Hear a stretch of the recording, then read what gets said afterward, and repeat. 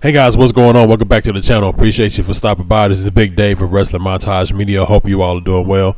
If you're new here, please consider liking and subscribing. The channel's growing. We're doing a lot of different things. We got custom entrance videos. I just uploaded Drew McIntyre a few days ago. This been doing really well. Hope you guys enjoy it. Appreciate the support. Also, we got podcasts. We do reaction videos. Got a bunch of shorts out. Just trying to get the word up about what we're doing here in the Midwest. But as of right now, we're finna get into the latest news from our news source, WrestleMania. And the link for the original video will be in the description. Let's go.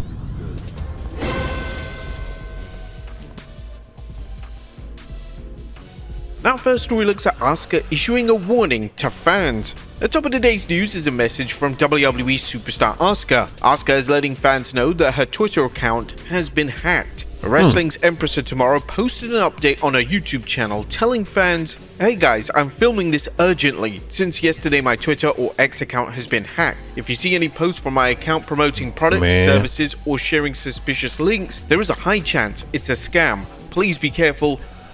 Bro, I went through that exact same thing, I would say last year, 24 or 23, where somebody hacked my original Facebook account that I had since 2009. And I can still go to it, but I had to start a whole nother Facebook. And it's really annoying, and it's so pathetic that people have to just go into your life. I mean, it's so much stuff on that Facebook that I look back on. It's like I can't even, it's mine, I can get to it, but I can't access it the way that I would like to. So it's annoying. And what they did was they changed the picture to what's that one actor name? It doesn't matter, but it wasn't me. So it's bogus, and I understand what she's going through, especially with the following she has. It's just anybody that has access to your account can just put anything out there and make it look like you, and it's not fair. Sorry for the trouble. Now it appears that Asuka's account may have been hacked as part of a crypto scam meant to prey on unsuspecting fans. And the community notes on Asuka's page regarding the tweet contained the word Solana and Asuka with a $sign, making it clear that this is just a crypto scam. According to WrestleTalk, Asuka had made a tweet stating her account was being compromised by hackers in Germany minutes before this tweet. The tweet was then deleted. Do not engage with crypto links or scams from hackers. That's why any type of anything that you can get for security, like I have a McAfee security software on my computer just to prevent any type of hacks. The information is just so sensitive, and it's easy for hackers to do what they do and to get into. But they find their ways around to do things. But then it's also those hackers that call your phone constantly. It's really annoying. So yeah, hackers suck, and scammers.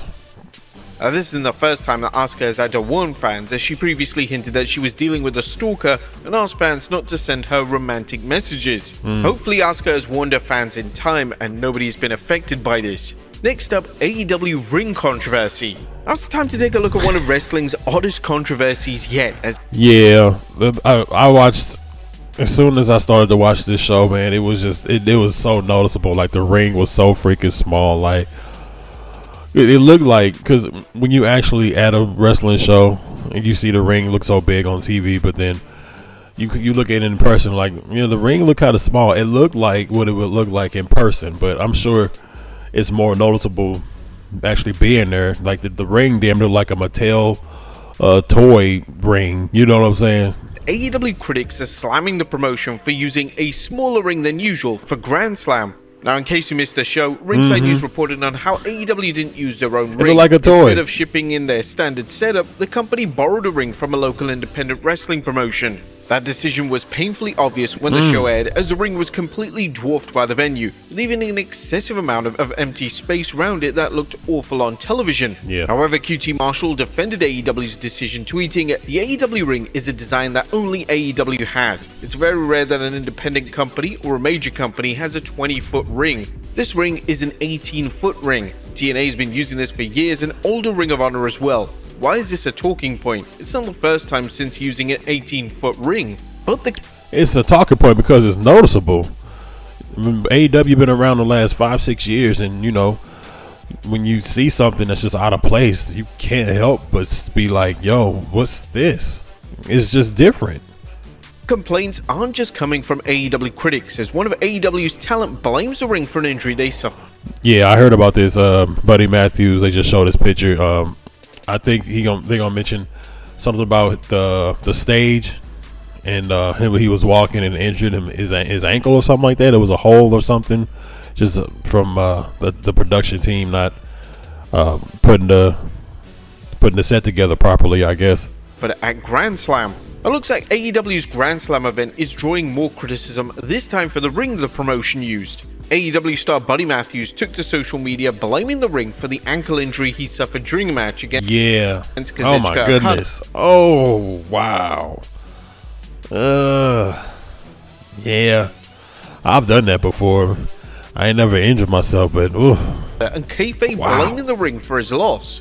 So thoughts after AEW Grand Slam Australia. If it wasn't a 16x16 wrestling ring, he wrote, "Number one, I wouldn't have destroyed my ankle on the entrance due to the holes in the padding. Okada wouldn't have been able to put his foot on the rope and I'd be champion. Shit happens." And Matthews later deleted the tweet, but PW Insider did mention that this injury is legitimate and Buddy Matthews was seen on crutches after the show. The Grand Slam had its fair share of complaints from angry fans who pointed out how they felt they were misled into thinking that the show was a pay-per-view event, and AEW's decision to move it from a stadium to a smaller venue led them to being moved from prime seats to far less appealing seats. Fans were even more pissed when they learned that there would be no refunds. Now, although Grand Slam brought in record damn. Look at him. Look at Tony Khan just smiling like, oh my goodness. It's so much bad press coming out of AEW. Honestly, guys, I still like it. I watch here and there, but I haven't followed AEW in months. Not really since Bryan was the champion, and it was of course the storyline with Jon Moxley. He's still the champion now, but yeah, really shortly after that with like Swerve and Bryan, I really haven't watched AEW consistently at all. It's been kind of in and out. Ticket sales, at least according to AEW president. But then when I come back, a few things have changed, like the what's their names? The Acclaimed, they broke up. I seen that, and that's really about it. It's like I really don't know anything else. But when I come back to the show, pretty much stuff is the same. Like the learning tree, still together, and it's still crap. Tony Khan, it may have created some serious bad will, not only with the fans, but with AEW talent, something the promotion really can't afford right now in the midst of sagging ratings and low morale. Next up, a WWE star absent for Raw. Rhea Ripley won't be on tonight's Raw, a situation bound to have fans who don't follow her on social media wondering. Yeah, today is Wednesday, so this is definitely before Raw. This past Monday, where the women's world champion is. Well, it turns out she and her husband Buddy Matthews are enjoying a long overdue honeymoon as the two got married in June of 2024. Rhea updated fans on Instagram, "Ain't no roly-poly ankles gonna keep us down, and let the honeymoon commence." Ringside News notes that the Eradicator will return at the 24th February Raw, the go-home show for Elimination Chamber. Yeah, good for them. We'll go ahead and enjoy that, guys. Next up, Scott Steiner's son confirmed for WWE. Now is Scott Steiner's son Brock WWE bound? Big Papa Pump has hinted at his son eventually joining WWE, crazy. But a recent tweet from the driving force behind Steiner Math, not to mention a retweet from his son, suggests Brock. How come? I can see Scott Steiner in his son, but how come Brian looked more like Scott to me? He sound more like Scott to me. I haven't heard his son talk at all, but Brian Breaker, he just solidifies just Steiner in his movements and just how he speak and everything, and his look for sure. Is getting ready for a WWE career. Scott tweeted a photo of his son in a WWE t-shirt, with WrestleTalk pointing out that Scott Steiner has shared an interesting update, posting a photo on Twitter featuring Brock with platinum blonde hair wearing a WWE t-shirt, seemingly confirming that Brock has now signed this deal with the company. The tweet was accompanied by eyes emoji and was later shared by Brock Steiner on his own Twitter account. Steiner has previously mentioned that his son Brock had been offered a WWE NIL deal following the publicity received from ESPN while playing football. Wrestling fans are already salivating over the thought of Brock eventually teaming with his cousin Braun Breaker in his Steiner's 2.0 team. Yeah, just give it a couple years, give it some time. He's still a kid, look like he's still playing high school ball. So just give it some time, no rush. That team would definitely dominate the whole tag division, right? Next up, John Cena's final time in Europe. Fans attending the WWE's Road to WrestleMania tour in Europe will probably get their last time to see John Cena at 3 events. Cena's 2025 farewell tour has Cena fans excited about seeing him one last time, as well as WWE superstars excited about working a match with him. WWE.com issued a press release noting John Cena will return to Europe this March as part of his 2025 farewell tour and appear live on Raw for the final time in Brussels, Glasgow, and London. The 16-time world champion will make stops on the following dates: on March 17th, Brussels, Belgium at Forest National; Monday, March 24th, Glasgow, Scotland, OVO Hydro; Monday, March 31st, London, England, O2 Arena. Cena even commented on this, saying, "In many ways, this farewell tour started that July night in London. Some of the loudest and latest nights on tour have been in Glasgow. I haven't seen the beauty of Brussels in over a decade. For all these reasons and many, many more, I'm grateful I can say thank you to these cities and have one final night together as a family. It's my last road to WrestleMania. Let's go." Cena's reputation for spiking ticket sales, coupled with the WWE's current popularity, makes it likely that all 3 shows will definitely be a sellout. Next up, Yeah, this whole Cena tour. When he come back around here, I'm gonna definitely make a chance to go see him, because his last WrestleMania match was at 39. That's the one that me and my wife we attended back in 2023 when Austin Theory had beat him. And what happened with that? WWE stars are getting a bag even in catering. Now, have you ever wondered what WWE superstars get paid when they begin their careers? Well, it turns out that their pay range varies widely, as Fightful Select recently revealed that Raw and Smackdown talent earn anywhere from $200,000 to $300,000 as their base salary. Nice. Give Me Sport noted, to put that into perspective, just a few years ago, the minimum salary was reported to be around $50,000. This change has been given a major boost to the talent, and one that many fans see as long overdue. Now, if the report is accurate, it's great news for wrestlers starting on the main roster. While superstars can earn additional money from merchandise, She's so $50,000 isn't much when you consider wrestlers usually have to pay. Man, Chelsea Green is a gem, man. She's just so goofy, man. Look, just her facial expressions. While superstars can earn I love her though. She's so goofy. additional money from merchandise, $50,000 isn't much when you consider wrestlers usually have to pay for travel and lodging expenses.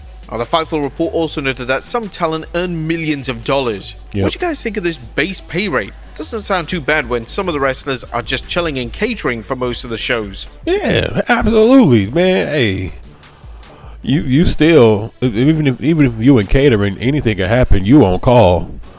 You know what I'm saying? You there, even if nothing is set for you. You there just in case. And you getting paid for your time to being on the road and being away from your family, whether you being used or not. Hey, get that. But then a lot of people they get very they get antsy, because a lot of people, they don't want to just sit around and get a check. But at the same time, you need to be paid for your time on the road. So regardless, I think it's great. And then plus, if you finally get a story, you'll start to sell some merchandise. If you're on TV more, you'll get just different avenues of pay. But then also, I think I know WWE, they strict with what I'm doing for their actual superstars doing, but they can start like platforms like being on Twitch and things like that. But then as you notice, maybe somebody like a Cody Rhodes, they had when he was doing interviews with different superstars, when he was promoting his vodka Wheatley. So I think with that, you just gotta have permission. But yeah, as long as it's under the WWE umbrella, it must be okay. And like I said, with different revenues and different opportunities to make more money. Next up, a legend WWE tag team finally entering the 2025 Hall of Fame. With legendary tag team Demolition finally getting its due by being inducted into the 2025 Hall of Fame. Demolition's Axe and Smash recently signed a Legends deal with WWE after years of the promotion giving the team the cold shoulder, with some fans believing that Vince McMahon blackballed the team due to their participation in the class action concussion lawsuit against WWE, as well as legal battles over who owns the name. And our Fightful Select Sean Ross Sapp is reporting Demolition have been discussed within WWE for a potential WWE Hall of Fame induction. The relationship with Demolition appeared to be thawing out after Demolition was invited to the 2024 Hall of Fame, an invitation they turned down due to other commitments. Axe and Smash held the WWF Tag Team Championship 3 times during their heyday in the late 80s, a major accomplishment for that era, and also set a record for the longest reign that wouldn't be broken until decades later by the New Day. Axe and Smash have also had notable careers besides their work as Demolition, with Smash aka Barry Darsow working as Crusher Khrushchev. I don't know why I didn't even know about this. I didn't realize he was the Repo Man. Or is that a different character? It looked like Repo Man. Maybe it's the same guy. Maybe he played several different characters. And Repo Man, as well as more forgettable roles such as the Blacktop Bully and Mr. Hole-in-One. Axe aka Billy D had major success as Masked Wrestler, the Masked Superstar, and also as one half of the WWF Tag Team Champions, the Mongols, in the 70s. The Sapp noted that it's unknown if Demolition's short-term member Crush would be inducted, as Crush aka Brian Adams was added to Demolition after health problems sidelined Axe, with Crush going on to work in WWF and WCW. Now, if ever that was the case, Crush would be posthumously inducted into the Hall of Fame as he passed away in August of 2007. Yeah, damn, it's been a long time. Wow, I didn't realize it's been that long. But that's the Crush I remember right there in the purple and yellow. Now, if ever that was the case, Crush would be posthumously inducted into the Hall of Fame as he passed away in August of 2007. Next up is Jim Cornette being considered for the WWE Hall of Fame. He better be. He better be. But while we don't know about Demolition's status for a Hall of Fame induction, we do seem to have a better understanding of whether legendary manager, promoter, and color commentator Jim Cornette is in consideration for the Hall of Fame. He could do it all, man. Jim Cornette could do it all. WrestleTalk is reporting that Cornette, who inducted the Rock and Roll Express into the Hall of Fame several years back, is a name currently missing from the Hall of Fame despite many names within the industry, including Stone Cold Steve Austin pushing for him to be inducted. But nonetheless, Fightful Select is reporting that Cornette's name hasn't been brought up in several years. However, the report also notes that it's not the case of WWE not wanting to induct him, but for the company feeling Cornette is content with what he's doing now. Given WWE's slow process for... He's content with what he's doing. Of course he's content. But just the ultimate celebration of his achievements and his contributions would be a WWE Hall of Fame ceremony or induction. Inducting Hall of Famers, it's possible Cornette isn't seen as a priority right now, regardless of whether he's deserving or not. Next up, AJ Styles that doesn't matter. Defends the new Smackdown writer.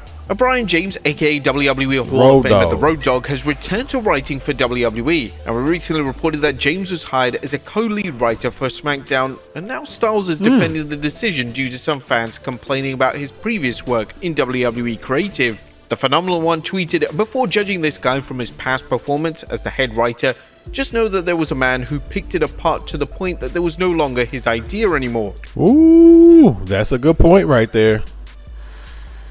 Any ideas that Road Dogg had, he had to run them through Vince. It was I believe it was him, and it was another guy he worked with back in the SmackDown Live days, the golden SmackDown Live days back in 2016. Him and another guy named Brian something. But man, that was good TV, I'll tell you. But yeah, this is a good move. Hopefully he'll be, let's see, Road Dogg Brian James has been named as the new co-lead writer for SmackDown. Okay. Yeah.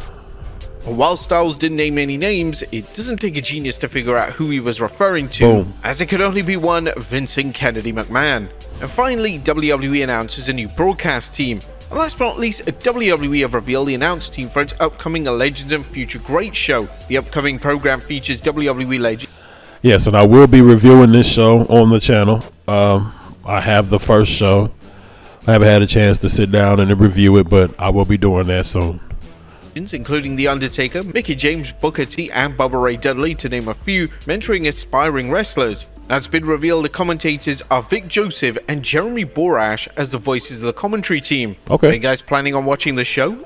Yeah, I'm watching the show. Like I said, I'll be reviewing it on the channel. Right here, please go follow WrestleMania if you haven't already. So, yeah, guys, this is the conclusion. That's the end of the video. If you stay with me this long, I want to thank you for watching. Hopefully that we are providing you with good content, information, insight, and all that good stuff. So please continue to have a good day, and I'll see y'all in the next one.